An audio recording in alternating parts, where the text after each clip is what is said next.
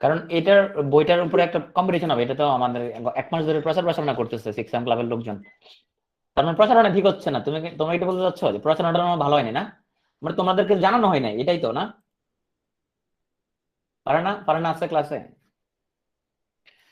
তখন six club কর্তৃপক্ষ properly প্রচারণা করতে পারে না। হ্যাঁ, আমি কোনো লাইভ চ্যাম্পিয়নশিপ দিলে আমি ফাটাই ফেলি বিভিন্ন গ্রুপের উপর দিয়া, অনেক 3-4 দিন আগে থেকে প্রচারণা শুরু করে দেয়, এই চ্যাম্পিয়নশিপ আছে কিন্তু জয়েন করতে হবে। আচ্ছা, এগুলো আমার 23 জন জয়েন করছে ওদের, তো মানে প্রচারণা মনে হয় ভালো হয় না। আচ্ছা, তো আমরা আজকে খুব ছোট্ট একটা টপিক পড়াবো, এটা হচ্ছে যৌগিক মুনাফা। যেটা টপিকটা খুব ছোট্ট, আমাদের বেশিক্ষণ লাগবে না, আধা ঘন্টা বা 35 মিনিটের মতো লাগবে। তো বাকি সময়টা আমি তোমাদের জীবনের জন্য প্রয়োজনীয়, কারণ তোমার এরপরে তোমরা 44 এর পরে অনেক কিছু দেখা হবে না, সেটা হবে না। হ্যাঁ, তোমাদের জীবনের জন্য প্রয়োজনীয় কিছু কথাবার্তা বলবো। হ্যাঁ, সো ধন্যবাদ টিপস, একদম ধন্যবাদ টিপস। ম্যাক্সিমাম লোকজন জয়েন করে না, ওরা ভাবছে যে আজকে গুরুত্বপূর্ণ কিছু না, সেই জন্য জয়েন করবে না। তো আমরা একটু আলবার্ট আইনস্টাইন কি বলে দেখি। সে বলছে compound interest is the eighth wonder of the world, he who understands it earns it, he who does not pays it. তো যে বুঝছে তোমার কম্পাউন্ড ইন্টারেস্ট জিনিসটা কি, সে অনেক কিছু আয় করতে পারছে। হি হু ডাজন্ট পেজ ইট, তো যেটা বুঝতে পারে না এটার জন্য তাকে মূল্য দিতে হয়েছে। তো আমরা একটু কম্পাউন্ড ইন্টারেস্ট নিয়ে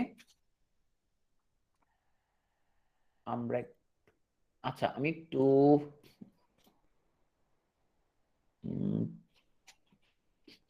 আরেকটা আইডি একটু জয়েন করতেছি, তোমরা একটু ওয়েট করো 1 সেকেন্ড।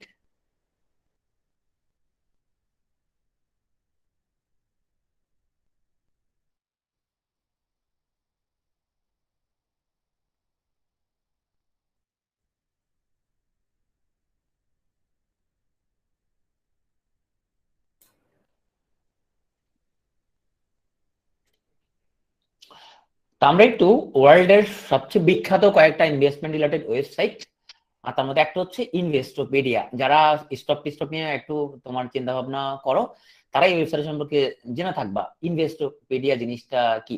তো আমরা ইনভেস্টোপেডিয়ার একটু ভিডিওটা একটু দেখে আসি।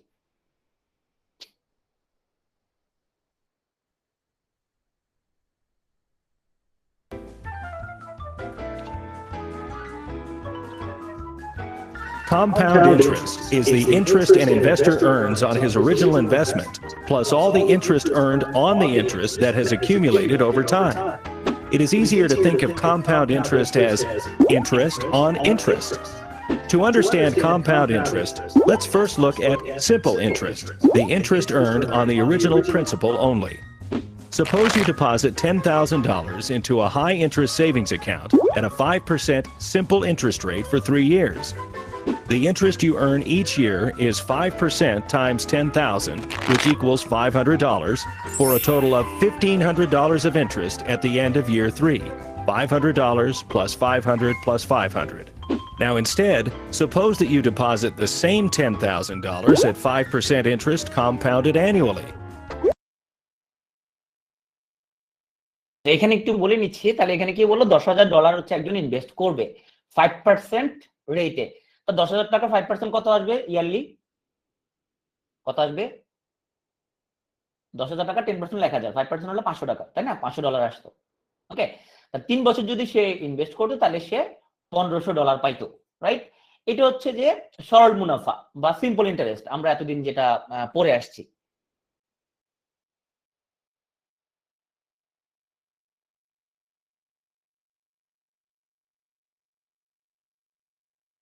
In year 1, the interest you earn is the same, $500.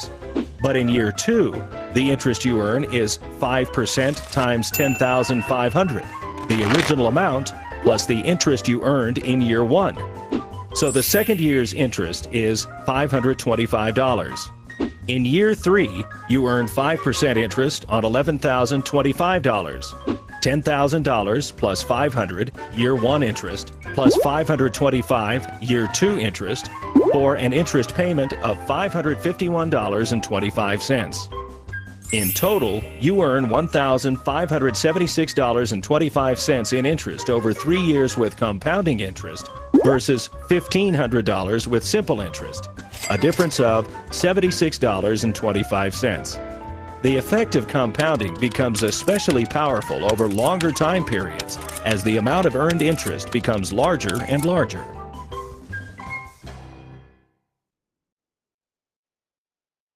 Okay, so আমরা আমাদের ক্লাসের পরের অংশে আমরা কম্পাউন্ড ইন্টারেস্টকে কাজে লাগিয়ে আমরা কিভাবে নিজেরা আমাদের প্রফিটকে ম্যাক্সিমাইজ করতে পারি সেটা নিয়ে কথা বলবো, এবং আমরা আরো একটা ভিডিও দেখবো, সেখানে আমরা এই সংক্রান্ত আরো কিছু কথা বলবো। তো আমরা এই ভিডিওর মধ্যে আমরা যেটা দেখতে পেলাম, আমার স্ক্রিন দেখা যাচ্ছে, স্ক্রিন শেয়ার হয়েছে? ওকে জি ভাইয়া শেয়ার হয়েছে। ওকে, ঠিক আছে।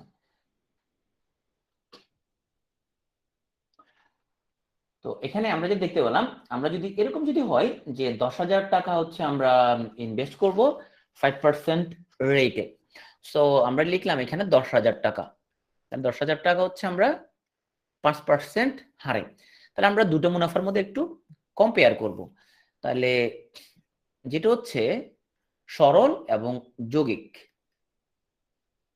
তো সরল মুনাফার ক্ষেত্রে যেটা হবে, আমরা প্রথম বছর 10,000 টাকার উপরে 5% হারে কত টাকা পাওয়া যাবে?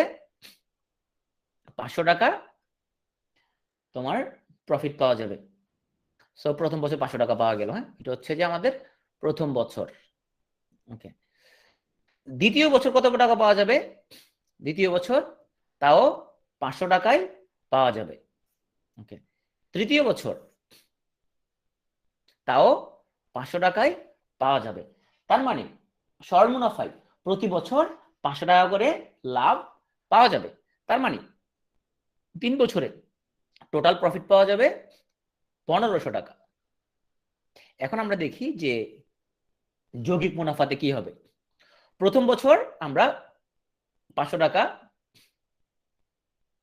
মুনাফা পেলাম, 500 টাকা মুনাফা। ওকে, দ্বিতীয় বছর কিন্তু দেখো সরল মুনাফায় প্রথম বছরও 10,000 টাকার 5% হারে মুনাফা পাওয়া গেছে, দ্বিতীয় বছরেও কিন্তু 10,000 টাকার 5% হারে মুনাফা পাওয়া গেছে, তৃতীয় বছরেও 10,000 টাকার 5% হারে মুনাফা পাওয়া গেছে। এটা সরল মুনাফা। যৌগিক মুনাফার মধ্যে কি হচ্ছে দেখো, প্রথম বছর 500 টাকা মুনাফা পাওয়া গেল, দ্বিতীয় বছর এই 500 প্লাস আগে 10,000, টোটাল 10,500 টাকার উপরে মুনাফা পাওয়া যাবে। তাইলে যে মুনাফা 500 টাকা হইলো, এটা আবার পরের বছর সেটা আবার রিইনভেস্ট হয়ে গেছে, এবার ওটার উপরে প্রফিট আসবে। তো 10,500 টাকার উপর কত আসবে? 10,000 উপরে হচ্ছে তোমার 500, আর 500 টাকার উপরে আসবে 5% করে 25, তাই না? তা 10,500 টাকার উপর আসবে 525 টাকা ইন্টারেস্ট আসবে। তাহলে দেখা যাবে দ্বিতীয় বছর শেষে 525 টাকা প্রফিট পাওয়া যাবে। এখন আসো দ্বিতীয় বছর এই টাকাটা আবার ইনভেস্ট করা হলো, তাহলে এই 525 টাকা আবার আগের মূলধনের সাথে অ্যাড হয়ে যাবে। তাহলে কত হয়ে গেল? 10,500 আর 525 কত হয়ে গেল? 11,025। এইবার এই 11,025 উপরে 5% হারে ইন্টারেস্ট আসবে।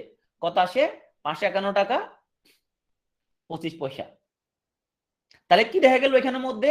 তাহলে যৌগিক মুনাফাতে টোটাল করলে আমরা দেখতে পাবো টোটাল হচ্ছে এখানের মধ্যে 1576 টাকা 25 পয়সা ইন্টারেস্ট পাওয়া গেছে, যেটা সরল মুনাফার চেয়ে আরো 76 টাকা বেশি।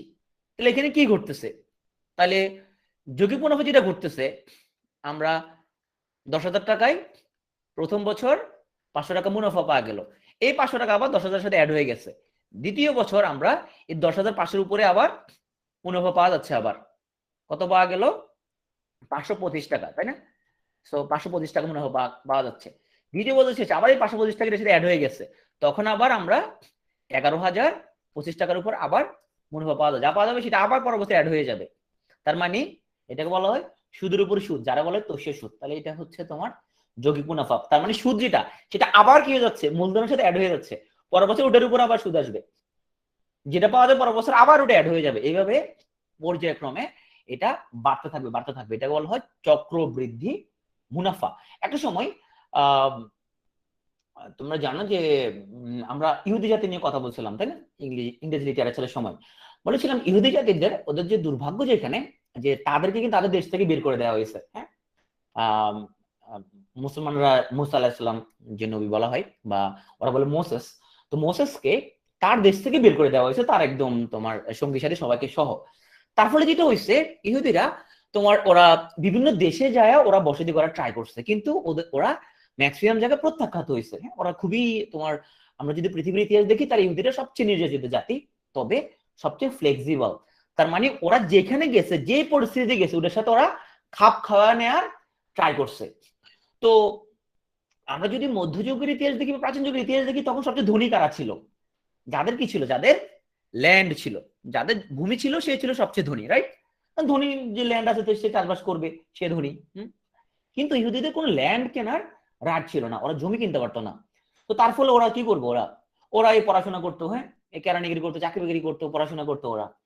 ওরাই প্রথম ইউরোপে ওরা ব্যাংকিং সিস্টেম শুরু করে, যেটা সুদ ভিত্তিক ব্যবসা ওরা শুরু করে, যে আমি লোন দিব, তোমাকে ধার দিব, তুমি এটা আমাকে এটা প্রফিট দেবা, তুমি লোন দিব, তুমি আমাকে এটা প্রফিট দেবা। তো ইহুদিরা প্রথমে ইউরোপে এই ব্যাংকিং সিস্টেমটা কিন্তু শুরু করে। এবং এই যে সুদের যে সিস্টেমটা নিয়ে তোমার অনেক তোমার মধ্যযুগ এগুলো নিয়ে তোমার অনেক ছবি আছে, অনেক পেন্টিং আছে, যে সুদের কবলের উপরে কিভাবে মানুষজন সর্বশান্ত হচ্ছে। এবং শেক্সপিয়ারের একটা নাটক আছে যেখানে তোমরা দেখছো শার্লক নামক এক লোক, সে যে সুদের ব্যবসা করতো, তাই না? তো যদি কখনো কেউ এই তোমার হচ্ছে যে এই ঋণের চক্করে যদি পড়ে, তাহলে তোমার আমার অনেকে আমি দেখছি যে ব্যাংক ঋণের তোমার চক্রে পড়ে, বা যে সে যেই ব্যবসার জন্য তোমার ঋণটা করছিল সেটা পরে তার ব্যবসাটা ক্লিক করে নাই, তো সে প্রপারলি সে শোধ করতে পারে না, চক্র ঋণের সে ফাঁদে পড়ে গেছে। কয়েকটা জিনিস মনে রাখবা লাইফের জন্য, সেটা হচ্ছে তোমার যতটুকু তোমার আয় তুমি এর মধ্যে তোমার ব্যয় সারানোর চেষ্টা করবা। সো তুমি যখন বিশেষ ক্যাডার হবে, অনেক কিছু হবা, ব্যাংকগুলো তোমার পিছন পিছন ঘুরবে তোমার ক্রেডিট কার্ড নিয়ে। হ্যাঁ, সো ক্রেডিট কার্ডের ফান্দে পড়বা না। হ্যাঁ, সো ক্রেডিট কার্ড যেটা করবে, তোমার ক্রেডিট কার্ড হলে তোমার খুদাই তোমার এটা লাগবে না, তুমি ভাববে আমার তো ক্রেডিট কার্ড আছে, এটা কিনে নেই। হ্যাঁ, তো ক্রেডিট কার্ডের ফাঁদে যদি পড়ো, তুমি হচ্ছে যে তোমার শুধু ক্রেডিট কার্ড না, তুমি যদি যেমন আমরা অনেক আর্ন করার পরেও অনেকের লাইফ স্মুথ হয় না, অনেকে ফিনান্সিয়াল ইন্ডিপেন্ডেন্স পায় না অনেক আর্ন করার পরেও। এটা কেন হচ্ছে? কারণ সে তো আয় করতেছে, আয় করার সাথে সাথে সমানুপাতিক ভাবে বা তার চেয়ে বেশি সে ব্যয় বাড়াচ্ছে। আমি এরকম প্রচুর লোককে চিনি, সে মাত্রই 1 লাখ টাকা স্যালারি একটা জব পাইলো, মাত্র 1 লাখ টাকা জব একটা তোমার স্যালারি জব পাইলো, এরপরের মাসে কি করছে? ব্যাংক লোন নিয়ে একটা গাড়ি কিনে ফেলছে, একটা কার কিনে ফেলছে, এবং কিছুদিন পরে দেখা গেল সে আবার ব্যাংক লোন নিয়ে সে একটা ফ্ল্যাটও কিনে ফেলছে। হ্যাঁ, আমি তোমার একটা বই পড়তে বলো তোমাদেরকে, রিচ ড্যাড পুয়ার ড্যাড। হ্যাঁ, ওই বইয়ের মধ্যে মাইক্রোফোন অন করো না, আমি একটু মাইক্রোফোন অফ রাখতেছি।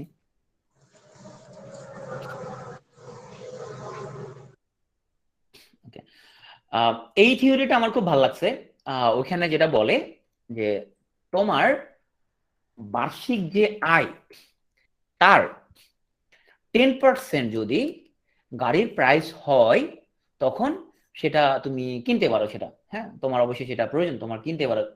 বাট তোমার যে আয়, তোমার আয়ের যদি তুমি 50-60% দিয়ে তুমি যদি গাড়ি কিনে ফেলো, সো ওই গাড়ি তোমার জন্য অ্যাসেট না হয়ে তোমার জন্য সেটা হবে দায়। যে তোমাকে অ্যাসেট এবং তোমার কোনটা লায়াবিলিটি কোনটা অ্যাসেট সেটা পার্থক্য বুঝতে হবে। তার মানে একজন লোক যদি তোমারকে যদি আমরা ধরি যে সে 2 crore টাকা আয় করে বার্ষিক, তার মানে সে 20 লাখ টাকার একটা গাড়ি কিনতেই পারে, নো প্রবলেম। কিন্তু একজন লোকের তার ইয়ারলি স্যালারি হচ্ছে 12 লাখ টাকা, 1 লাখ টাকা সে 1 লাখ টাকা সে স্যালারি পাচ্ছে, 12 লাখ টাকা সে তার ইয়ারলি আয়। এই 12 লাখ টাকা ইয়ারলি আয় দেখেই সে কি করলো? সে ঋণ নিয়ে একটা কার কিনে ফেলছে। হ্যাঁ, ব্যাংক তো পুষলাবে তোমাকে, যে তোমাকে একদম ঋণ নিয়ে বসে আছে ব্যাংক তোমাকে। তো তুমি এই ফাঁদে যদি পড়ো, তুমি যদি পা দাও, তো এটা তোমার জন্য একটা আমি আমার পক্ষে একটা মেসেজ, যে কখনো ক্রেডিট কার্ড এবং ঋণের ফাঁদে পড়বা না। তোমার যদ্দূর আছে অদ্দূর দিয়ে তুমি ওইটার ভিতরে তুমি থাকবা। ঋণ নিয়ে তুমি কখনো ঘি কোরমা খাওয়ার কোনো দরকার না, তোমার যা আছে তুমি ওইটা নিয়ে থাকবা। সবসময় চেষ্টা করবা এটা নিয়ে, হ্যাঁ, যে তোমার ঋণ নিয়ে কিছু তোমার মানে বিলাসবহুল কিছু না করার জন্য। তো চলো আমরা চক্র মুনাফা, আমরা আগে সূত্রগুলো একটু রিভাইজ, একটা মাত্র সূত্র আছে এখানের মধ্যে, মাত্র একটা মাত্র সূত্র। চলো আমরা সে মনোযোগ দিয়ে সূত্রটা একটু বোঝার চেষ্টা করি। সো এখানে আগে টার্ম গুলা বুঝি। সো পি মানে হচ্ছে প্রিন্সিপাল, পি মানে হচ্ছে প্রিন্সিপাল, তার মানে হচ্ছে আসল। তারপরে তোমার হচ্ছে যে আর মানে হচ্ছে রেট। সো কিসের রেট? এটা হচ্ছে যে সুদের হার, এটা হচ্ছে সুদের হার। এন মানে হচ্ছে সময়, সময়টা কিসে আসবে? বছরে আসবে, তার মানে কত বছর। আর এ মানে হচ্ছে আমাদের সুদাসল, এ মানে হচ্ছে সুদাসল। তাইলে যদি পি পরিমাণ টাকা, পি পরিমাণ টাকা আর পার্সেন্ট হারে এন বছরের জন্য বিনিয়োগ করা হয়, কি বললাম? পি পরিমাণ টাকা আর পার্সেন্ট হারে এন বছরের জন্য বিনিয়োগ করা হয়, তাইলে এন বছর শেষে সুদাসল এ ইকুয়াল টু হবে p into 1 plus r to the power n. শুধু আমরা একটা মাত্র সূত্র আছে এখানের মধ্যে, এটার সাথে আমরা আরেকটা এডিশনাল সূত্র শিখবো। সো এটা আমরা খুব ছোটবেলা সম্ভবত ক্লাস 8 এ মনে তোমরা এটা প্রথমে এটা পরিচিত জনসংখ্যার চ্যাপ্টারে, তাই না? জনসংখ্যা কত সেটা বের করার জন্য। ওকে, এখানে এটার একটা মডিফাইড একটা জিনিস শুনো। সো আমরা যে 8% বলি, এটা কি বার্ষিক, এই জিনিসটা হলো বার্ষিক, অ্যানুয়াল রেট, তাই না? এখন তুমি অনেক জায়গায় পাবা, যেমন আমরা যদি বলি যে তোমার অনেকে সঞ্চয়পত্রের মধ্যে কি হয় 3 মাস পর পর ওখানের মধ্যে ধরো প্রফিট দেয়, হ্যাঁ।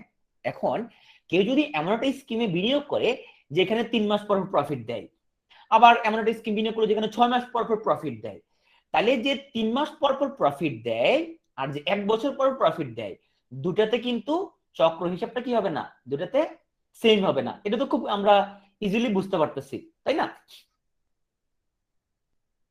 তাইলে যেখানে 3 মাস পর পর মুনাফা পাওয়া যায় বা 6 মাস পর পর চক্রবৃদ্ধি হয়, আচ্ছা 6 মাস পর চক্রবৃদ্ধি টার্মটা একটু বুঝাই, অনেকে তো বুঝতেছে না 6 মাস পর চক্রবৃদ্ধি মানেটা আসলে কি। ধরো 10,000 টাকা বিনিয়োগ করা হইলো 10% হারে, হ্যাঁ। 6 মাস পর পর সুদটা দিবে, কয় মাস পর পর? 6 মাস পর পর সুদটা দিবে। ওকে, তাহলে 10% হার কি বছরে, রাইট? 6 মাস পর পর পার্সেন্টটা কততে নেমে যাবে? যদি সুদটা 6 মাস পর পর দেয় তাহলে কত হবে? 5% হবে, রাইট? 5% হবে। তাইলে ধরো একজনে, জিনিসটা খুব বুঝো ভালো করে, জানুয়ারি 2022 সে 10,000 টাকা বিনিয়োগ করলো, হ্যাঁ। তাইলে জুনে, জুন শেষে, জুন 31-এ 10% হার, কিন্তু এই হারটা কি, হারটা হলো বাৎসরিক, হারটা হলো কি বাৎসরিক। তাহলে জুন মাসে সে কত টাকা পাবে? জুন মাসে কত টাকা পাবে 10% হারে? জুন মাসে কত টাকা পাবে সে? বুঝো নাই? 10,000 টাকা যদি ডিসেম্বর পর্যন্ত রাখতো তাহলে 1,000 টাকা পাইতো। তাহলে জুনে 6 মাসে কত টাকা পাবে? 500 টাকা পাবে। তাহলে 5% হয়ে গেছে হারটা, তাই না? ওকে, যেহেতু 6 মাসে, সেই জন্য আমরা কি করছি, এই 8টাকে 2 দ্বারা ভাগ করে দিচ্ছি। 6 মাস যেহেতু সে 2 দ্বারা ভাগ করে দিচ্ছে, তাহলে 500 টাকা পাবে, 5% হয়েছে। জুলাইয়ের 1 তারিখ থেকে এই টাকাটা হয়ে গেছে কত? 10,500। এখন এটা হলো জুলাইয়ের 1 তারিখে টাকাটা কত গেছে? 10,500 টাকা হয়ে গেল, 500 টাকা অ্যাড হয়েছে, 10,500 হয়েছে। এখন ডিসেম্বর 31-এ, ডিসেম্বর 31-এ এসে কি হবে? এই 10,500-এর উপরে কত পার্সেন্ট পাবে? 5% পাবে। 10,500 5% কত? কত? 525। কত? 525, রাইট? তাইলে বছর শেষে সে কত টাকা পাবে? কত প্রফিট পাইলো? 1,025। 1,025 টাকা কি সে লাভ পাইছে। এখন তাইলে 6 মাস পর পর লাভ পাওয়ার কারণে প্রফিটটা কি বাড়ছে না কমছে? হারটা বাড়ছে না কমছে? তোর বাৎসরিক 10% না পায়, 10% যদি লাভ বছর শেষে 10% না দিয়া যদি 6 মাস পর 5% দেয়, কোনটা বেশি লাভ? 6 মাস পর 5% নাকি বছর শেষে 10%? 6 মাস পর 5% নাকি বছর শেষে? রাইট, 6 মাস পর যদি 5% দেয় তাহলে সেটা আরো বেশি প্রফিটেবল। যদি 3 মাস পর 2.5% দিত তাইলেও সেটা কি হইতো, সেটা আরো বেশি কি হয়ে যেত, এটা ম্যাক্সিমাম হইতো। 3 মাস পর যদি তোমার 2.5% দিত তাহলে সেটা আরো বেশি প্রফিট হতো, রাইট? কারণ তখন চক্রটা কি আরো আর্লি রিপিট হইতো, চক্র আরো আর্লি রিপিট হইতো। তার মানে আমাদের বলো, মাইক্রোফোন অন করছো, অন করতে যাচ্ছ?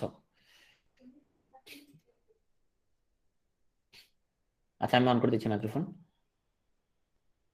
সো তাহলে আমাদের আগে যে সূত্রটা আমরা এটা বুঝলাম যে বছর শেষে যদি আমাদের যদি লাভ পাওয়া যায় সেখানে যেটা হবে 3 মাস পর পাওয়া যায়, 6 মাস পর পাওয়া যায়, তাহলে হিসাবটা কিন্তু সেম হবে না।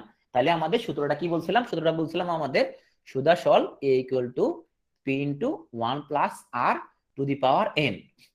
যদি 6 মাস পর পর লাভ পাওয়া যায়, 6 মাস পর পর যদি লাভ, মানে ষান্মাসিক বলি আমরা, ষান্মাসিক চক্রবৃদ্ধি হারে, মানে 6 মাস পর পর যদি লাভ পাওয়া যায়, তখন সূত্রটা যেটা হবে a equal to P into 1 plus r এর নিচে কত বলো তো, কত দ্বারা ভাগ হবে? কত দ্বারা ভাগ হবে? 2 দ্বারা ভাগ হবে। ওই যে আমরা 12 মাস ভাগ 6 ইকুয়াল টু 2 দ্বারা ভাগ হবে, কারণ বছরে 2 বার পাচ্ছে সে। আর এইখানে এখানে এই n এর মধ্যেই কি হবে, একটা এখানে একটা 2n হয়ে যাবে, একটা 2 গুণ হয়ে যাবে। কেন বিমল ভাই, এটা এটা কেন? কারণ এখানে সময় 1 বছর হইতো, আমরা চক্র কয়বার পাচ্ছে সে? 2 বার পাচ্ছে। এর সময় যদি 2 হইতো, চক্র পাচ্ছে কয়বার? 4 বার পাচ্ছে, তাই না? এটা বোঝা গেল? তাহলে আর কে 2 দ্বারা ভাগ হয়ে যাবে, এন এর লগে আবার একটা 2 গুণ হয়ে যাবে। এটা না হয় যদি হইতো যে তোমার 3 মাস পর পর চক্র হচ্ছে, 3 মাস পর পর। আর সাইড বলছে আরেকবার, সাইড দেখো তো আমাদের এখানে এই যে 6 মাস পর পর যে তোমার যে সে প্রফিট পাচ্ছে, তাহলে এখানে 1 বছরের চক্র কয়বার রিপিট হয়েছে? এই যে এখানে 1 বছরের চক্র কয়বার রিপিট হয়েছে? 6 মাস পর পর যদি কয়, 2 বার রিপিট হয়েছে চক্র, তাই না? চক্র 2 বার রিপিট হয়েছে। আর এখানে হারটা কত হিসেব হচ্ছে আমাদের, যেহেতু বছরে 2 বার পাচ্ছে, 6 মাস পর পাচ্ছে, তার হারটা কত হয়ে গেল? আর ভাগ 2 হয়ে গেছে, তাই না? 5% হয়ে গেছে, রাইট? তো চক্র যদি 2 বার রিপিট হয় তাহলে এটা 2n হয়ে যাবে, 2n হয়ে যাবে, আর আর কে 2 দ্বারা ভাগ হয়ে যাবে। এ বুঝা গেছে? আচ্ছা আরো কয়েকটা এক্সাম্পল দিই তাহলে বুঝবা। এখন আসো, চক্র যদি তোমার 3 মাস পর পর যদি তোমার রিপিট হয়, ধরো মুনাফা পাওয়া যায় তোমার 3 মাস পর পর, এবার তো বছরে কয়বার রিপিট হবে চক্রটা? সূত্রটা হচ্ছে, মেইন সূত্র হলো a equal to P 1 plus r to the power n, মূল সূত্রটা। তাহলে যদি 3 মাস পর পর যদি তোমার মানে ত্রৈমাসিক মুনাফা যদি হয়, ত্রৈমাসিক মুনাফা হলে বছরে কয়বার রিপিট হয় চক্র? 4 বার, 4 বার মুনাফা পাওয়া যায়। সো আমরা 4 বার এক্সট্রা কি মুনাফা পাওয়া, 4 বার মুনাফা পাওয়া যাচ্ছে, 4 বার চক্র রিপিট হচ্ছে। তাহলে সূত্রটা দাঁড়াবে তখন a equal to P 1 plus r কে কিন্তু 4 দ্বারা কি যাবে, ভাগ হয়ে যাবে। কারণ 10% যদি তোমার সাথে যুক্তি হয় বছরে, 3 মাস পর বছর কত পার্সেন্ট দিবে? 2.5% করে দিবে, তাই না? আর এইখানে এনটা কি হয়ে যাবে? এনটা হয়ে যাবে তোমার 4n। তার মানে 1 বছরে রিপিট হচ্ছে চক্র 4 বার, 2 বছরে 8 বার, 2 বছরে 4 ইনটু 8 বার রিপিট হবে, তাই না? এই বুঝা গেল জিনিসটা? সবাই একটু কমেন্টে লিখে বলো, যদি 2 মাস পর পর যদি প্রফিট দেয় তাহলে সূত্রটা কি দাঁড়াবে? 2 মাস পর পর যদি চক্র রিপিট করে, 2 মাস পর পর লভ্যাংশ দিবে, তাহলে চক্রটা সূত্রটা লিখে বলো। তো 2 মাস পর পর যদি দেয়, তখন সুদ আসল এই ইকুয়ালটা হবে p into 1 plus r divide by 6, উপরে হবে 6n। 2 মাস পর রিপিট হচ্ছে মানে বছরে 6 বার তোমার হচ্ছে যে সুদ পাওয়া যাচ্ছে। তো চক্র রিপিটেশন 6 বার হবে। তো এই দুটো সূত্র দিয়েই আমরা হচ্ছে চলো আজকের প্রবলেম গুলো সলভ করি। এখন পর্যন্ত তোমার বিসিএস দুটো বিসিএস এর প্রশ্ন আছে চক্র মুনাফা থেকে, একটা হচ্ছে তোমার 39 স্পেশাল বিসিএস এ, একটা হচ্ছে 43 বিসিএস এ।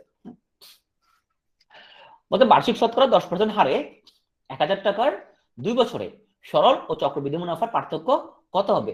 যদি তোমাকে ষান্মাসিক বা ত্রৈমাসিক এই জাতীয় কথাবার্তাগুলো যদি না বলে, তাহলে সেক্ষেত্রে তুমি বলবে যে বছর শেষে হচ্ছে। হ্যাঁ, তোমার আলাদা করে এখানে কোনো জটিলতা হিসাব করতে হবে না। তাসলিমার কঠিন লাগে না? কঠিন লাগবে না তাসলিমা, তোমার কাছে ইজি লাগবে জিনিসটা। তারপর আমরা সরল মুনাফা বের করি।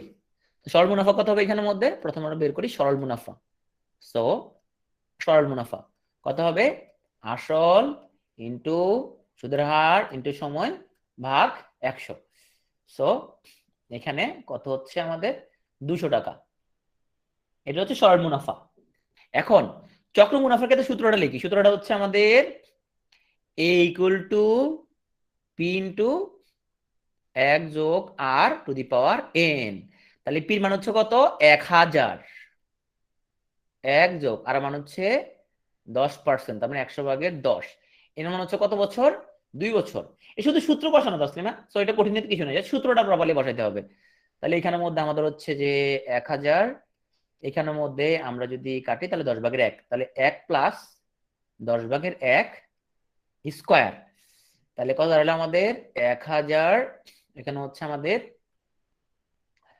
1 প্লাস 10/1 স্কোয়ারটা ছিল আমাদের। তাহলে এখানে আমাদের কত হয়? এখানে 10/11 হয়, তাই না? এখানে আমাদের হয় 10/11 স্কোয়ার। তাইলে তুমি এটাকে বলতে পারো যে 1.1 স্কোয়ার। তাইলে 1000 1.1 স্কোয়ার সমান কত? 1.21। এই যে 1.1 ইন্টু 1.1, হ্যাঁ, 11 গুণ করলে হচ্ছে 121। 1 ঘর 1 ঘর 2 ঘর 1.21, তাহলে কত হইলো এখানে আমাদের? 1210 টাকা। এই 1210 টাকা কি? আচ্ছা, দশমিকের এই গুণটুন করতে যদি কারো প্রবলেম হয় তুমি জানাতে পারো আমাদেরকে, সেক্ষেত্রে তোমার জন্য আমি হচ্ছে আলাদা সেশন নিতে হবে। মেন্টাল অ্যাবিলিটি আমরা একটা সেশন রাখছি দশমিক হিসাব নিকাশ করার জন্য। দশমিক হিসাব নিকাশ কিন্তু বিশেষ পরীক্ষা আসবে, তুমি যদি ভুলে যাও জিনিসটা তুমি আমাকে ইনফর্ম করতে পারো, কারণ ক্লাসে যদি তুমি না বুঝো লজ্জা বলতেছো না ভাই দশমিক হিসাব তো বুঝি না, হ্যাঁ, তো এখন তুমি লজ্জা পাওয়ার কিছু নাই, তুমি বুঝো না বলে এখানে পড়তে আসছো, বুঝলে তো এখানে আসতে না। তো তুমি বলতে হবে যে ভাই দশমিক হিসাবটা বুঝি না। তাহলে কত হয়? 1210 হইলো এখানে মধ্যে, হ্যাঁ। তাহলে 1210 হলো কি? সুদ আসল। তাহলে সুদ কত? আচ্ছা, এখানে আমাদের শুধু আজকের গুণটা নিয়ে একটু বলি, আমরা দশমিক নিয়ে একটা পুরো চ্যাপ্টার আছে। গুণটা হচ্ছে এখানের মধ্যে ধরো 1.1 এবং 1.1, দুইটা দশমিক আলা সংখ্যার মধ্যে তুমি যদি গুণ করতে চাও, যেটা করবা ওদেরকে পূর্ণ সংখ্যা ধরে আগে গুণ করে দাও, হ্যাঁ। 11 আর 11 গুণ করলে কত? 11 গুণ করলে কত? 11 গুণ করলে কত? 121, তাই না? 121 দশমিক ছাড়া আগে গুণ করে ফেলো, হ্যাঁ। এর মধ্যে কয় ঘর আগে দশমিক? এই যে 1 ঘর আগে দশমিক, তাই না? এটার মধ্যে 1 ঘর আগে দশমিক, তাহলে মোট কয় ঘর আগে দশমিক? মোট 2 ঘর আগে দশমিক, তাহলে 2 ঘর আগে তুমি দশমিক দাও, 1.21। ধরো আচ্ছা, আমরা হচ্ছে দশমিকটা যেটা আসছে একসাথে একটা চ্যাপ্টার আমরা পড়াবো, পুরো একটা চ্যাপ্টার আছে এটা নিয়ে, আমি কয়েকটা যেটা আজকে আলোচনা আসছে আমরা বলি। ধরো তোমাকে বললো যে এখানের মধ্যে 1.2 আর ধরো তোমার 0.4, এই দুটো তুমি গুণ করতে বলছো। তো তুমি প্রথমে আগে 1.2 এটাকে তুমি 12 আর এটাকে 4 গুণ করলে কত? তারপর 48, তাই না? তুমি 48 লিখে ফেলো আগে। আচ্ছা, এখানে দেখো তো মোট কয় ঘর আগে দশমিক? প্রথম সংখ্যার মধ্যে 1 ঘর আগে দশমিক, তাই না? 1 ঘর আগে দশমিক, এখানে এখানে 1 ঘর আগে দশমিক, তাহলে মোট 2 ঘর আগে দশমিক, তাহলে 2 ঘর আগে দশমিক দিয়ে দাও, হয়ে গেল। ওকে, তো ধরো তোমার হচ্ছে যে 0.3 ইন্টু 0.1 ইন্টু 0.1, তুমি এটাকে পূর্ণ সংখ্যা দ্বারা গুণ করে দাও, তাহলে 3 এ 1 3, 3 এ 1 3, তাহলে 3। তাহলে এটা 1 ঘর আগে দশমিক, এটা 1 ঘর আগে দশমিক, এটা 1 ঘর আগে দশমিক, মোট 3 ঘর আগে দশমিক, তাহলে 3 ঘর আগে দশমিক দাও, তাহলে 3 ঘর আগে দশমিক দাও, হয়ে গেল, হয়ে গেল। আবার ধরো 0.01 ইন্টু 0.3, হ্যাঁ, ইন্টু 0.1, তুমি পূর্ণ সংখ্যা দিয়ে গুণ করে দাও, তাহলে 3 এ 1 3, 3 এ 1 3, এই হলো 3। 2 থাকলে তুমি সবাই হতো, হ্যাঁ, গুণ করে দাও পূর্ণ সংখ্যা ধরে। দেখো 1 ঘর আগে দশমিক, এটা 1 ঘর আগে দশমিক, 2 ঘর আগে দশমিক, এখানে 2 ঘর আগে দশমিক, মোট 4 ঘর আগে দশমিক, তাইলে 4 ঘর দাও 3 এর লগে, 1 2 3, 4 ঘর আগে দশমিক, ঠিক আছে। আচ্ছা, এগুলা আস্তে আস্তে আমাদের আরো হিসাব নিকাশ আসলে তুমি আরো দেখতে পাবো, হ্যাঁ। ওকে, আমরা মেন্টাল অ্যাবিলিটিতে পড়াবো এগুলো। তাহলে এখানে যে 1210 যে হইলো এখানে, হ্যাঁ, এই 1210টা কি সুদ আসল? সুদ কত এখানে? সুদ কত? 1210 তো সুদ আসল, সুদ হচ্ছে 210, কারণ 1000 হচ্ছে কি আসল, তাইলে সুদ হচ্ছে এখানে 210। আর সরল মুনাফার মধ্যে, হ্যাঁ, সরল মুনাফা PNR/100, রাইট, PNR/100। সো তাহলে এখানে পার্থক্য হচ্ছে কয় টাকা? 10 টাকা, এখানে পার্থক্য 10 টাকা।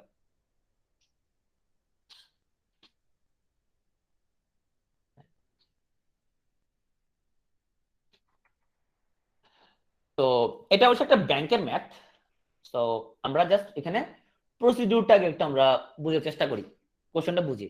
শতকরা বার্ষিক 7% হারে ত্রৈমাসিক চক্রবৃদ্ধিতে, তাই ত্রৈমাসিক চক্রবৃদ্ধি যদি হয়, বছরে কয়বার ঘুরে চক্র? বছরে কয়বার মুনাফা পাওয়া যায়? 4 বার মুনাফা পাওয়া যায়, রাইট। তো 500 টাকা একটা ব্যাংকে সেভিং অ্যাকাউন্টে রাখলে বছর শেষে তা আবার কত হবে, সূত্রটা আগে আমরা লিখি। হ্যাঁ, এখানে বলছো তোমাকে ত্রৈমাসিক চক্র, তাই সূত্রটা হচ্ছে আমাদের এ ইকুয়াল টু, এ মানে সুদাসল, পি ইন্টু 1 যোগ আর টু দি পাওয়ার এন, এটা হচ্ছে মূল সূত্রটা। তাহলে এখানের মধ্যে আমরা সূত্রটা লিখবো, সূত্রটা কি লিখবো, এখানের মধ্যে আমাদের পি ইন্টু 1 যোগ, দেখো ত্রৈমাসিক মানে কত, 4 বার ঘুরবে চক্র, তাহলে আর ভাগ 4, এখানে কি, এখানে হচ্ছে 4n। তো এখানের মধ্যে অনেক বাংলা ইংরেজি প্রবলেম লাগতে পারে, তো বাংলায় প্রবলেম লাগবে, হয় বাংলা লিখলে সবই বাংলা লিখবা, ইংরেজি লিখলে সব ইংরেজি লিখবা, তাহলে ঝামেলা হবে না। তুমি এটাকে আর্ট হিসেবে করে ফেললে তো একদম মুশকিল হয়ে যাবে, তাই না? তো বাংলা লিখলে সবই বাংলা লিখবে, ইংরেজিতে সব ইংরেজি। তো এটা বি কেয়ারফুল, আমার বাংলা ইংরেজি ঝামেলা লাগতে পারে, হ্যাঁ, বা আমাদের মাথায় থাকবে না। আমি যেটা 4 লিখছিলাম, তাহলে কত এখানের মধ্যে পি হচ্ছে 500 টাকা, ওকে। তারপরে 1 প্লাস আর হচ্ছে আমাদের 7%, তো এই হচ্ছে আমাদের আরো 4, তাহলে কত রাখবে বলছে বছর শেষে, তাহলে 1 বছর, তাহলে 4 ইন্টু 1। এটা অনেক লম্বা হিসাব নিকাশ। আচ্ছা, হিসাব নিকাশ আমরা একটু সিম্পলিফাই করে ফেলি। তার কত হলো আমাদের এখানে 500 ইন্টু আমাদের এখানে হইলো আমাদের 1 যোগ কত, 400 ভাগের 7, তো 400 ভাগের 7 টু দি পাওয়ার 4। আচ্ছা, এখানে একটা জিনিস খুব খেয়াল করবা, এ এ আর কিন্তু পার্সেন্ট আকারে, আর পার্সেন্ট, সো আর নিচে কিন্তু 100 আছে, এটা কিন্তু বি কেয়ারফুল, হ্যাঁ, আর নিচে কিন্তু একটা 100 আছে, তো 7 এর নিচে কিন্তু 100 আছে, আর এটা তো সূত্রের 4 আসছে, হ্যাঁ। সো কত আসে আমাদের এখানে, সো 500 ইন্টু এখানে আসে আমাদের 400 ভাগের 407 টু দি পাওয়ার 4, হ্যাঁ। সো কত হয় 400 ভাগের, এটা হিসাব নিকাশ করতে অনেক সময় লেগে যাবে তোমার, আমি বলবো তুমি তোমার পরীক্ষা শেষে করো, হ্যাঁ। 400 ভাগের 407। আচ্ছা, তনুশ্রী বলছে ভাইয়া n ইকুয়াল টু 4 ইকুয়ালটা কি হবে, তনুশ্রী এনটা কি, এনটা কি, বছর, তাই না? এনটা হলো বছর, হ্যাঁ, ওকে। তাহলে আমার এখানে কি বলছে, ত্রৈমাসিক চক্রবৃদ্ধিতে, ত্রৈমাসিক চক্রবৃদ্ধিতে, তো আমরা আমরা সূত্রটা যে মডিফিকেশন যে করলাম, সূত্রটার এই যে আগে যে মডিফিকেশন করলাম সূত্রটা, সেটা হয়ে গেল। আমরা বলছি যে যদি ত্রৈমাসিক যদি মুনাফা পাওয়া যায়, হ্যাঁ, তাইলে চক্রটা রিপিট হচ্ছে কয়বার, চক্রটা রিপিট হচ্ছে কিন্তু তোমার 3 মাস পর পর, রাইট? আচ্ছা, আমি একটা এক্সাম্পল দিয়ে মনে ব্যাখ্যা করা ভালো হবে, তাহলে তুমি ইজিলি বুঝতে পারবা, হ্যাঁ, যে চক্র রিপিটেশন জিনিসটা আসলে কি। ধরো তোমার 10,000 টাকা ইনভেস্ট করা হইলো 20% হারে, 20% হার শব্দের অর্থ কি, বছরে, তাই না? বছরে 20%। এখন যদি বলে যে 3 মান্থলি এখান থেকে প্রফিট পাওয়া যাবে, তাইলে জানুয়ারিতে যে 10,000 টাকা বিনিয়োগ করছে,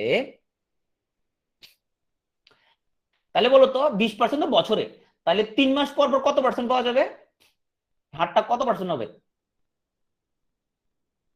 হারটা কত হবে, হারটা 5%, কারণ 3 মাস পর পর যেহেতু বছরে 4 বার, হারটা যে 5%। তাহলে জানুয়ারিতে 10,000 টাকা যেটা রাখছে, মার্চ 31-এ এসে, মার্চ 31-এ সেটা কত হবে, এখন কত টাকা লাভ পাবে সে, 500 টাকা সে লাভ পাবে, তাহলে কত হয়ে যাবে, 10,500 টাকা হয়ে গেল, রাইট? এখন কি হইলো, এপ্রিল 1 থেকে 10,500 টাকা দিয়ে শুরু হবে, জুন 31-এ এসে, সরি জুন 30-এ এসে, জুন 31 না, জুন 30-এ এসে সে এই 10,500-এর উপরে আবার কি 5% পাবে, তাহলে কত হইলো 525, তাই না? 525 পাইলো, তাহলে কত হয়ে গেল এখানে 525 হয়ে যোগে কত হইলো এখানের মধ্যে 1125 হলো। এই 1125 জুলাইয়ের 1 তারিখ থেকে হিসাব হবে 1125-এর উপরে, সো সেপ্টেম্বর 30-এ এসে কি হবে, এটার উপরে আরো 576 টাকা সে প্রফিট পাবে, না সরি 525, তো এখানের মধ্যে সে পাবে কত, 551 টাকা প্রফিট পাবে, এখানের মধ্যে 551 টাকা প্রফিট পেয়ে যাবে। তাহলে কি হবে এখানের মধ্যে, হ্যাঁ 551 টাকা সামথিং সে প্রফিট পাবে। তো দেখা যাবে এখানেও হয়ে যাবে কত, 11,076 টাকা 25% তার হয়ে যাবে। বুঝতে পারছো জিনিসটা? মানে ত্রৈমাসিক বললে তো আমার হচ্ছে তখন বছরে 4 বার আমার ইয়ে হচ্ছে তোমার, হ্যাঁ সোজা কথা, হ্যাঁ সোজা কথা, আমার যত মাস দেওয়া থাকবে 12 দিয়ে ভাগ করে সূত্রতে সেটা আমার অ্যাপ্লাই করা লাগবে। হ্যাঁ, তাহলে এখানে আমাদের আমরা আবার আমাদের আগের ফিরে আসি। তাহলে এখানে আমাদের এনটা হলো 1 বছর, এটা কত বছর শেষে বলছে, তাহলে এনটা হলো 1 বছর। আর এন হলো আমাদের একটা কি এডিশনাল কি আছে, একটা 4 আছে। তাহলে এই 4 ইন্টু 1, যদি এখানে 2 বছর দিত তাহলে আমাদের 4 ইন্টু 2 হইতো। এটা সূত্রের 4, এটা ওই ত্রৈমাসিক চক্রবৃদ্ধি বলার কারণে। এবার ক্লিয়ার? কারো কোন কনফিউশন থাকলে বলতে পারো। ওকে, তো এটা আমরা একটু পড়ি তো একটু। 1 বছর কবে মুনাফা পাওয়া যায়, হ্যাঁ এটা আমরা একটু পড়ি তো।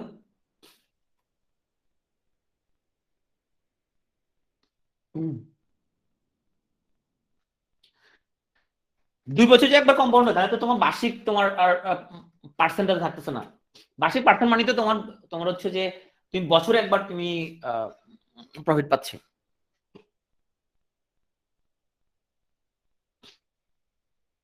আর 2 বছর কোম্পানি হিসাব করা যাবে, হিসাব করা যাবে, নো প্রবলেম।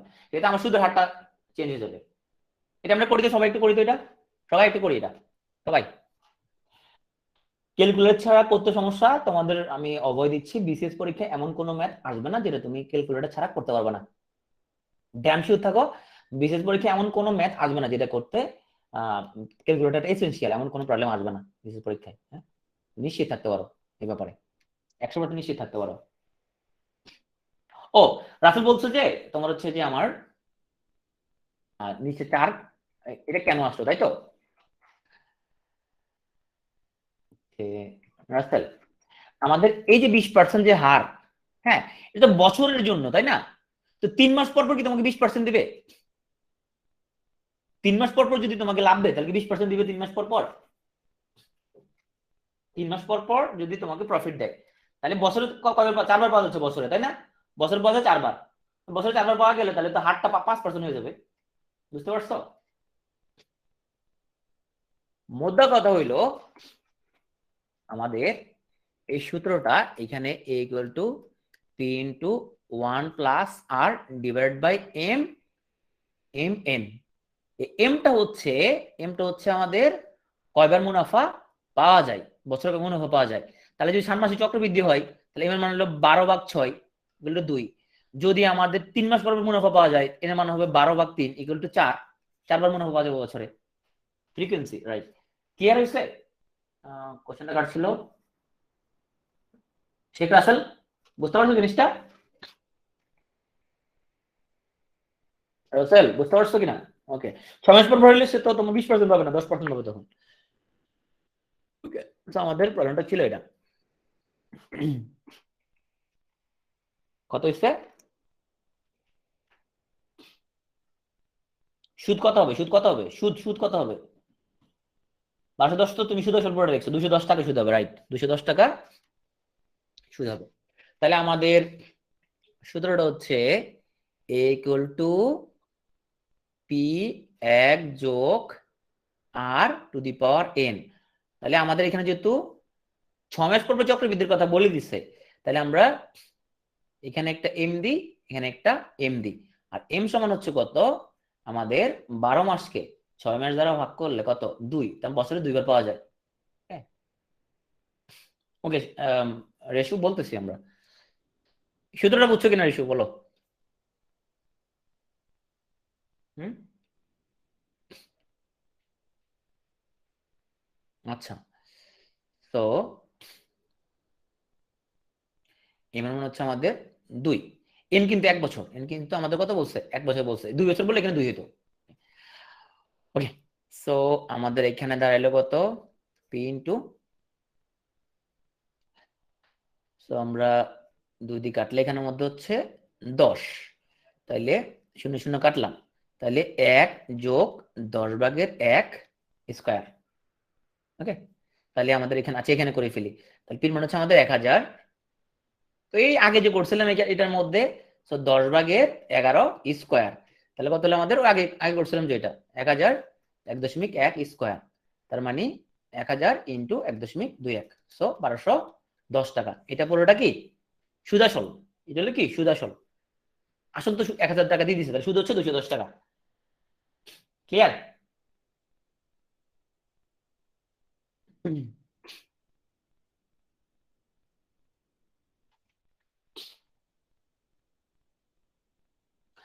আচ্ছা, তো এখন আসো আমাদের এই ম্যাথের মধ্যে আমাদের বলছে 4% হার সুদে কত টাকার 2 বছরের সরল মুনাফা এবং চক্রবৃদ্ধি মুনাফার পার্থক্য 1 টাকা হবে। এটা আমরা কি পারবো? সো এটা আমাদের ইকুয়েশন ধরে আমাদের করতে হবে। তাহলে আমরা যেটা করব আমরা হচ্ছে যে ওকে, এত লম্বা অঙ্ক অবশ্যই প্লিজ আসার চান্স খুবই কম। আমরা একটু জাস্ট নাইস টু নো, আমরা একটু প্র্যাকটিস করি। হ্যাঁ, নাইস টু নো আমাদের। তাহলে এখানে আমাদের কি কি জিনিস আছে? আমাদের প্রশ্ন বলছে সরল মুনাফা এবং চক্রবৃদ্ধি মুনাফা পার্থক্য 1 টাকা হবে। তার মানে আগের ম্যাথটা 2 বার করতে হবে না একের জন্য?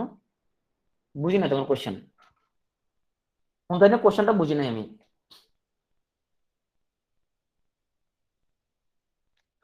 কোন ধরনের কোশ্চেনটা বলবো একটু?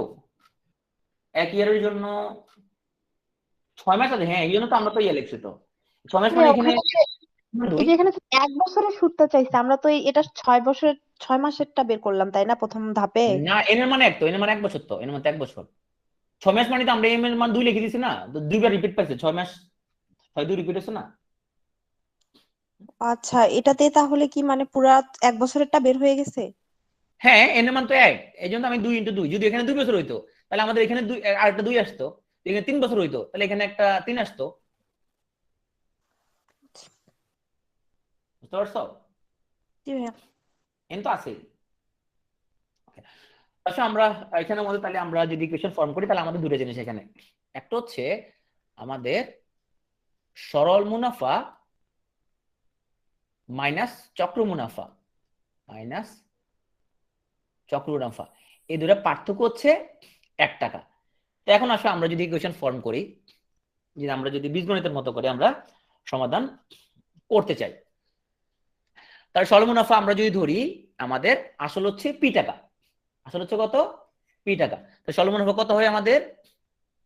আসল ইন্টু সুদের হার ইন্টু সময় ভাগ 100, এটা হচ্ছে আমাদের সরল মুনাফা। এখন আসলে আমাদের চক্র মুনাফা।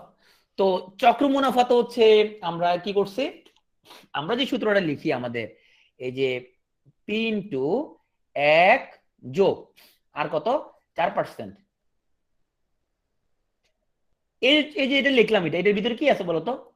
এই যে এটার ভিতরে কি আছে? এটার ভিতরে কি আছে? এই যে লিখলাম যে পুরোটা, এটার ভিতরে কি আছে? সুদ এবং আসল দুটোই আছে, রাইট? সুদ এবং আসল দুটোই এটার ভিতরে কি আছে। তাহলে এখান থেকে আমরা কি করতে হবে? আসলটা বিয়োগ করতে হবে। আসলে বিয়োগ করলে তখনই কি আসবে? আমাদের চক্র মুনাফাটা আসবে। তো ইকুয়াল টু 1।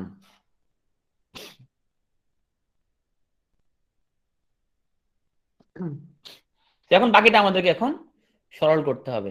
তাহলে আমাদের কত হয় এখানের মধ্যে 4 দিয়ে কাটলে এখানে হচ্ছে 25, তাহলে আমাদের 2p ভাগ 25, আর এইখানে আমাদের একটু হিসাব নিকাশ করতে হবে। তো আমরা হিসাব নিকাশ যদি করি তাহলে এখানে হচ্ছে কত আমাদের, নিচে হচ্ছে 100, উপরে হচ্ছে 104, সো 104 স্কয়ার মাইনাস হচ্ছে আমাদের পি ইজ ইকুয়াল টু কত আমাদের 1। ওকে, বাকিটা করতে পারবা আর আমরা করে দেব? আচ্ছা, আমি একটু করে দিচ্ছি এখানের মধ্যে। সো আমাদের হচ্ছে যে 2p। আচ্ছা, আমি কিন্তু ইকুয়েশন ফর্ম করাতে প্রথমে ভুল করছি। হ্যাঁ, প্রথম ভুল করছি কি জিনিস, আমি কিন্তু ভুল করছি, প্রথমে একটা ভুল হয়ে গেছে, সেটা হচ্ছে যে আমরা সরল মুনাফা থেকে চক্র মুনাফা বিয়োগ করতেছি, কিন্তু আসল বড় কোনটা? আসল বড় তো চক্র মুনাফা, রাইট? আমরা প্রথমে একটা ভুল করি, উল্টাটা করছে, রাইট? তুমি লিখবা চক্র মুনাফা মানে সরল মুনাফা, আর প্রথম আমরা একটা ভুল করে ফেলছি। আর সমস্যা নাই, আমরা ভুলটা কারেক্ট করে নিচ্ছি, সরলটা পরে লিখতে হবে। তাহলে আমাদের সূত্রটা হচ্ছে আমাদের এই যে পি ইন্টু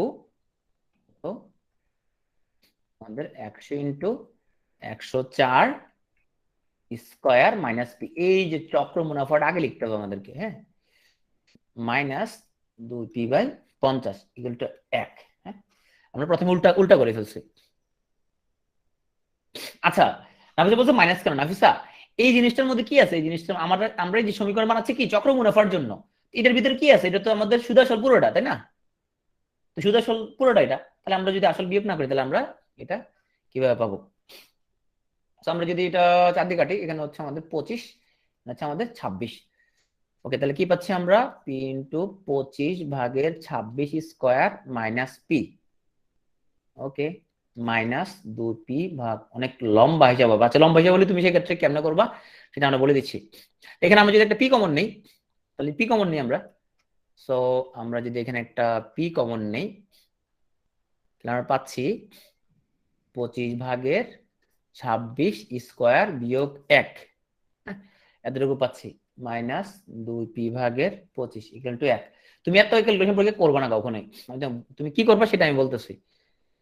ওকে, তাহলে 25 স্কোয়ার হচ্ছে কত? 625, আর 26 26 কত?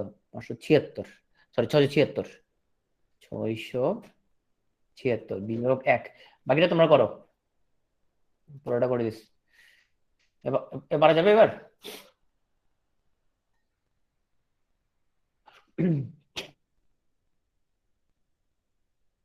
ওকে, বাকিটা করো নিজেরা। আচ্ছা, এখন কোশ্চেন হচ্ছে আমার পরীক্ষা যদি তোমার এত বড় যদি আসে, তাহলে আমি কি এত বেশি করবো? তিন মান বের করতে পারবে, তোমাকে 3 মান এখন বের করতে পারবা। আমি 625 পরীক্ষায় যেটা করতে পারো, তুমি যেটা করো পরীক্ষায়, সেটা হচ্ছে হিসাব না করে অপশন টেস্ট করার ট্রাই করতে পারো। অপশন টেস্ট করে যদি করো, what is option test? Option test হচ্ছে তোমার এখানের মধ্যে যে অপশনগুলো দেয়া, ধরো একটা অপশন হচ্ছে 600, একটা হচ্ছে 625, একটা ধরো তোমার 700, একটা হচ্ছে তোমার 800। হ্যাঁ, সো অপশন গুলো তুমি বের করে দেখতে পারো সরল মুনাফা কত, চক্র মুনাফা কত আসে। এটা আমি বুঝি না, অপশন বুঝো না মানে? সো দা অপশন টেস্ট মানে হচ্ছে তুমি আনসার গুলো মিলে মিলে দেখবা কোনটা কোনটা কোনটা মিলে। আচ্ছা, অপশন টেস্টের একটা সুন্দর একটা এক্সাম্পল বলি। হ্যাঁ,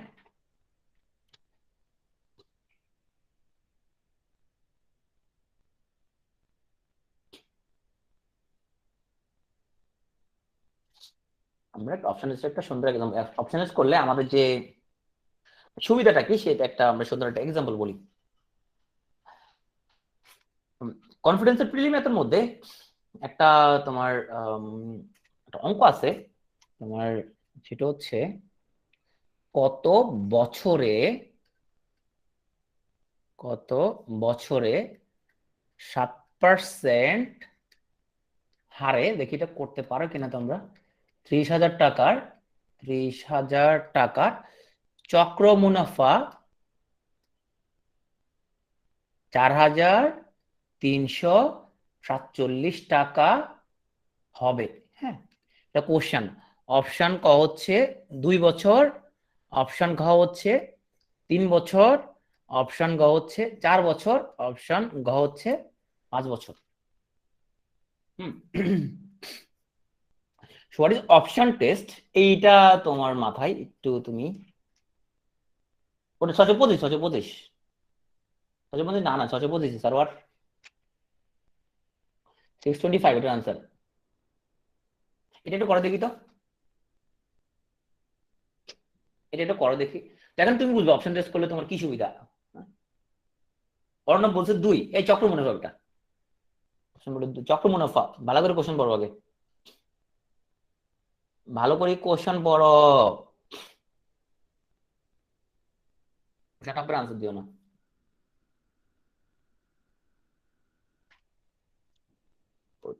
সবার 2 আসতেছে না? আচ্ছা, এটা অনলি মুনাফা। হ্যাঁ হ্যাঁ, সবার 2 আসতেছে। আচ্ছা ঠিক আছে, সবার 2 যেহেতু আসতেছে, আমরা একটু 1 বছরে 2100। আচ্ছা ঠিক আছে, হ্যাঁ অর্ণব। আচ্ছা দেখো, এখন এই অঙ্কটা তুমি যদি তোমার পরীক্ষা আসলো, তুমি এখন মূল্যায়ন করতেছো যে প্রশ্ন হচ্ছে কত বছরে 7% হারে 30,000 টাকা চক্র মুনাফা 4,347 টাকা হয়। তুমি সূত্র জানো যে a equal to P 1 plus r to the power n। তো তোমার এখানের মধ্যে a মানে কত? এ মানে হলো তোমার সুদ এবং আসলে, তাহলে আসল হচ্ছে 30,000, মুনাফা হচ্ছে 4,347, তাহলে কত? 34,347 ইজ ইকুয়াল টু পি হচ্ছে 30,000, পি হচ্ছে তোমার 30,000, 1 প্লাস আর, আর মনে হচ্ছে কত? 7%, তাহলে 100 ভাগের 7। এনের মানটা তোমাকে এখন বাইর করতে হবে। তো তুমি নর্মাল বীজগণিত ক্যালকুলেশনে বের করতে গেলে একটা সার্টেন লেভেলে গেলে তখন তোমার ক্যালকুলেটর ছাড়া তোমার কাছে খুব কঠিন লাগবে বিষয়টা। হ্যাঁ, তুমি যদি বের করতে চাও তাহলে তখন তুমি তাহলে করবাটা কি? মনে রাখবা যে অঙ্কের মধ্যে ক্যালকুলেটর লাগতে পারে সে অঙ্কের ভিতরে অবশ্যই একটা ক্লু আছে, যে তুমি এটা ক্লুটা কি, যে কোন ওয়েতে তোমাকে তুমি ক্যালকুলেটর ছাড়াই তুমি করতে পারবা। চলো আমরা ক্লুটা একটু চিন্তা করে দেখি তো। ধরো এখানে এটা যদি সরল মুনাফা হইতো, ধরো চক্র মুনাফা না, তাহলে বলো তো 30,000 টাকা 7% হারে এক বছর কত হইতে মুনাফা, একটু বলো তো। বুঝো নাই? ধরো এটা চক্র মুনাফা না, এটা সরল মুনাফা, তো 7% হারে 30,000 টাকার মুনাফা কত হইতো? 2100 টাকা হইতো। ওকে, এখানে অপশন গুলো দেখি 2 3 4 5। সরল মুনাফাই 2 বছরে কত হইতো মুনাফা? 2 বছরে কত হইতো মুনাফা? 4200 টাকা হইতো। ওকে, যদি সরল মুনাফা হইতো তাহলে 2 বছরে 4200 টাকা মুনাফা হইতো। এখন আসো, যদি সরল মুনাফা হইতো তাহলে 3 বছরে কত মুনাফা হইতো? 3 বছরে কত হইতো মুনাফা? 6300, রাইট? আমরা জানি চক্র মুনাফা সবসময় সরল মুনাফার চেয়ে একটু কি হয়, বেশি হয়। তাইলে সরল মুনাফা হইলেই তো তোমার 6300 চলে আসে, তাহলে চক্র মুনাফা এটা 3 হওয়ার কোনো সম্ভাবনা নাই। 3 বা তার চেয়ে বড় হওয়ার কোনো সম্ভাবনা কি নাই। 3 হচ্ছে ছোট যেটা আছে, তাহলে সেটা আছে তোমার এখানের মধ্যে 2। তো ওরা তো হিসাব করে করে না, আর আসলে এটা অনুমান নির্ভর করে জিনিস যদি লেগে গেছে, তাহলে এই যে অনুমান নির্ভর যে আমরা একটা জিনিস বুঝতে পারা জিনিসটা, যে এটা তো তাহলে 2 ছাড়া অন্য কোনো ওয়ে নাই, তাই না? কারণ সরল মুনাফায় 4200 টাকা আসবে, চক্র মুনাফা একটু বেশি 4347, তো লজিক মিলে তাইলে। সো ওটা বুঝতে পারছো অপশন কি জিনিস? এখন এই অঙ্কটা অনেকে আনসার মানে তোমাদের 1 নাম্বার পেয়ে যাবে, যে একটু চালাক সে 1 নাম্বার পেয়ে যাবে, কিন্তু যে হিসাব করতে যাবে ও 1 নাম্বার পাওয়ার জন্য ওরে অনেক কাঠখড় পড়াইতে হবে। যে একটু চালাক সে কিন্তু দূর এটা হিসাব নিকাশ না করে সে বুঝে ফেলবে এটা হোয়াট ইজ অপশন টেস্ট। হ্যাঁ, মনে রাখতো এমন কোনো তোমাকে ম্যাথ দিবে না যেটা তুমি ক্যালকুলেটর ছাড়া তুমি হিসাব নিকাশ করতে পারবে না। এটা শুধু ইয়া না, এটা যে কোনো এক্সামের জন্য সত্যি। আচ্ছা, আমরা এই প্রবলেমটা একটু সলভ করি সবাই। একটু আমরা এটা সলভ করি। এক ব্যক্তি 10% চক্রবৃদ্ধি সুদে কোনো ব্যাংকে 1000 টাকা জমা রাখেন, দ্বিতীয় বছর সুদের হার বৃদ্ধি পেয়ে 15% হয়। দ্বিতীয় বছর শেষে ওই ব্যক্তি সুদে আসলে কত টাকা পাবে? জিনিসটা খেয়াল করো। তাইলে আমরা শুধু প্রথম বছরটা আগে বের করি। 10% চক্রবৃদ্ধি সুদে কোনো ব্যাংক 1000 টাকা জমা রাখছে চক্রবৃদ্ধি সুদে, তাহলে 1 বছর শেষে কয় টাকা আগে সেটা বের করি। 1 বছর শেষে কত হবে? a equal to p into 1 plus r two the power n। 1 বছর শেষে কত হবে বলো তো? যেহেতু চক্র একবারই হয় তো এটা সরল মুনাফা হিসাবে আসবে, right? Equal to 1000, so 1 plus r মান হচ্ছে আমাদের এত, n মান হচ্ছে 1।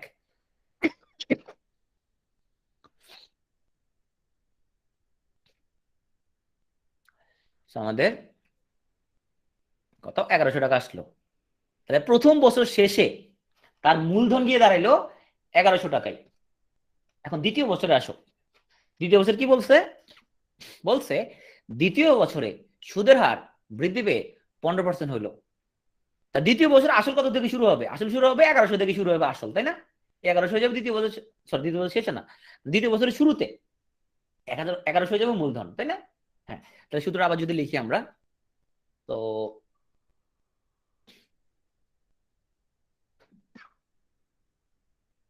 আমাদের দ্বিতীয় বছর শেষে আমাদের 1 plus r two the power n। দ্বিতীয় বছরের শুরুতে মূলধন হবে আমাদের এই 1100, 1 প্লাস r চেঞ্জ হয়ে যাবে আমাদের 15%-এ। এন আমার আবার কত বছর হবে এখানের মধ্যে বলো তো?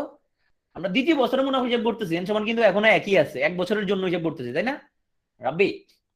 আমরা দ্বিতীয় বছর কিন্তু টাইম ফ্রেম তো 1 বছর, তাই না? কারণ প্রথম বছর আলাদা হিসাব করছি, দ্বিতীয় বছর আবার আলাদা হিসাব করতেছি। ওকে, তাহলে কত হয় এখানের মধ্যে রেজাল্ট? তাহলে 1100 এখানের মধ্যে হয় আমাদের 100 ভাগের 115 কত হয় তাইলে? এখানে 200 আমাদের 0 0 কাটাকাটি করলে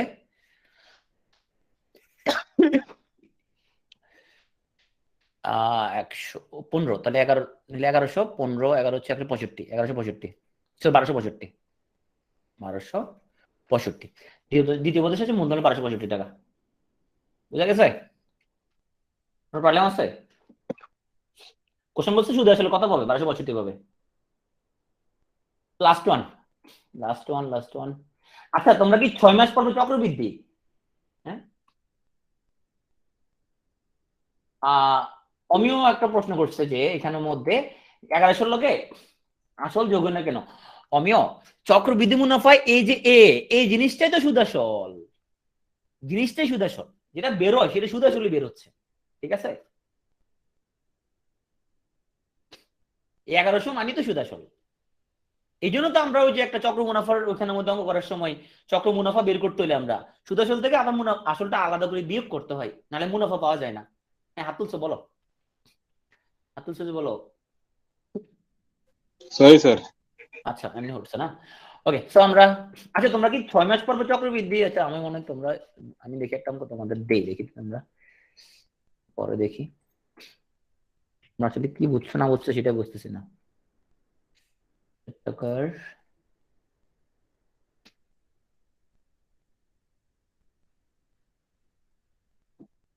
দেখি পরে দেখি সবাই। আচ্ছা, 3 মাস দেখো, তোমরা কান্নাকাটি করবা। ঠিক আছে, যাও বের করো, দেখি সবাই করো তো।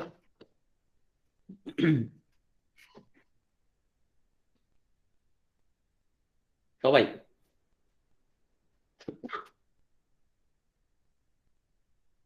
সারাল জাহান, আপনি কি মিসেস সারাল জাহান?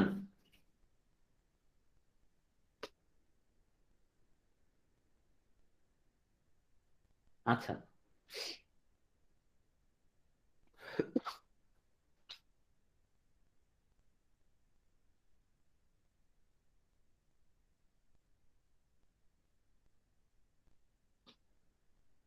সবাই সময় 1.5 মিনিট।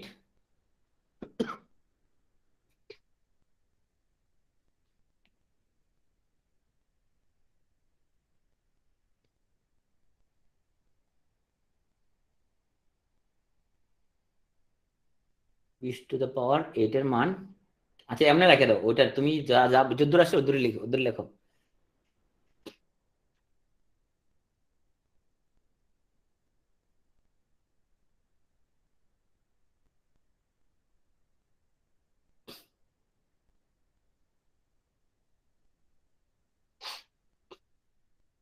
হিসাব করা লাগবে না, তোমার যেখানে আছে সেখানে লিখো।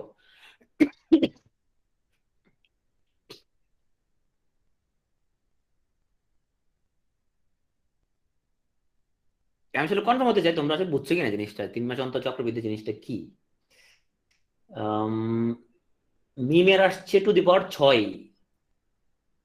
তারপরে হচ্ছে যে কারো কারো আসছে টু দি পাওয়ার 8।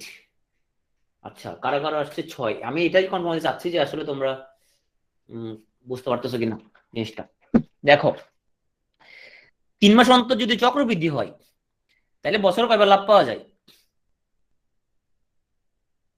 4 বার লাভ পাওয়া যায়, তাই না? এখানে হচ্ছে 4, রাইট? আমরা অনেকেই আমরা গোড়ায় একটা ভুল করে ফেলছি। তাহলে সূত্র দাঁড়াবে আমাদের P = 1 + R ভাগ M। এখানে এই ভাগ M, এখানে কি M।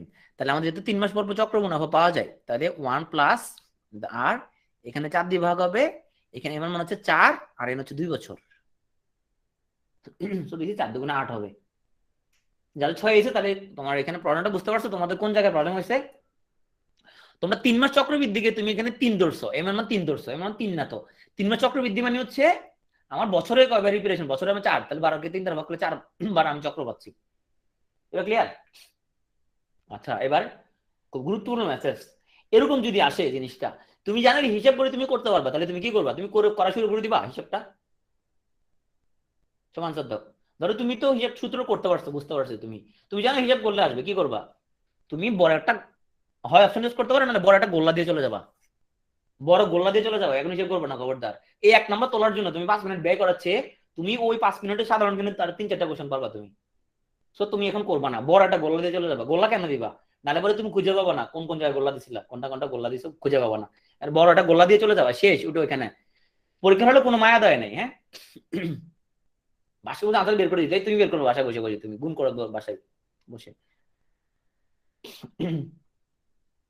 সো আমাদের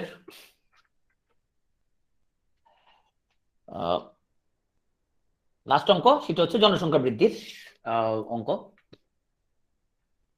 কিভাবে করবো? 8 বার গুণ করবা, ভাস্কর 8 বার তুমি গুণ করবা। তোমার এখানে কত হয়? তোমাদের এখানে কত, 20 ভাগের 21, 20 ভাগের 21 8 বার গুণ করবা। এই যে তুমি হচ্ছে যে 20 ভাগের 21 ইন্টু 20 ভাগের 21, হ্যাঁ, ইন্টু 20 ভাগের 21 ইন্টু 20 ভাগের 21, হ্যাঁ, গুণ করতে থাকবা। এখানে আর কি নিচে 100 হবে না? যা কে বলছে নিচে 100 হবে কিনা? অবশ্যই 100 হবে। আচ্ছা পুরো সূত্রটা লিখি তাহলে। আমাদের হচ্ছে এ হলো আমাদের P1 প্লাস আর মান হচ্ছে আমাদের, কোনটা করতেছি আমি, সরি, পুরো সূত্রটা লিখি। ওকে, তাহলে A equal to P1 plus r to the power, এটা আমার মূল সূত্র। M দিয়ে ভাগ, এখানে একটা M হবে। তাহলে আমাদের P হচ্ছে 1001 প্লাস আর মান হচ্ছে 20% ভাগ M, M হচ্ছে কত? 4 টু দি পাওয়ার 4 ইন্টু 2, বুঝেছে? প্রতীক বের করে ফেলছে। ওকে,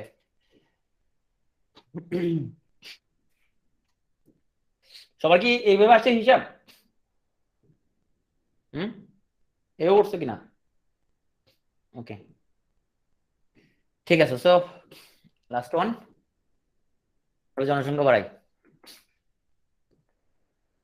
তাইলে আচ্ছা, জনসংখ্যা কি সরল হারে বাড়বে নাকি তোমার চক্র হারে বাড়ে? আমরা কি ধারণা আছে কোনো? জনসংখ্যা সরল হারে বাড়ে না চক্র হারে বাড়ে? জনসংখ্যা অলওয়েজ জ্যামিতিক হারে বাড়ে, মানে চক্র হারে বাড়ে, রাইট? তাহলে আমাদের এখানে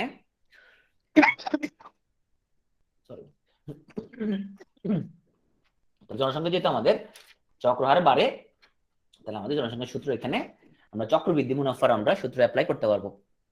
তাহলে 2 বছর পর জনসংখ্যা A ইকুয়াল টু আমাদের P ইন্টু 1 যোগ R two the power N, 4 লক্ষ। 4 লক্ষ 1 যোগ R মান হচ্ছে কত বলছে? শতকরা 25, N মান হচ্ছে কত? 2। ওকে, হিসাব করে বার করো।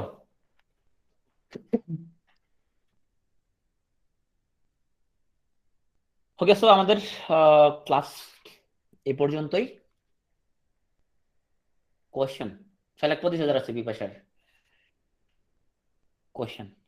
তো এখন আসো, আমি বলছিলাম আজকে ক্লাস শেষ, সো আমি বলছিলাম যে এখন তোমাদের যে এইজ, এই এইজে আমাকে যদি কেউ বিনিয়োগ সম্পর্কে বুঝাইতো, তাহলে আমার ধারণা আমি একদিন অনেক ভালো, তোমার শুধু একটা টি শার্ট গায়ে দেওয়া মানে লাগতো না, আমার অনেক টি শার্ট থাকতো নিশ্চয়। আমাকে এই জিনিসগুলো কেউ এখন বলে নাই, হ্যাঁ। সো এখন আমি তোমাদের বলবো, আচ্ছা রেকর্ডটা শেষ করতেছি আমরা একটু। আসো।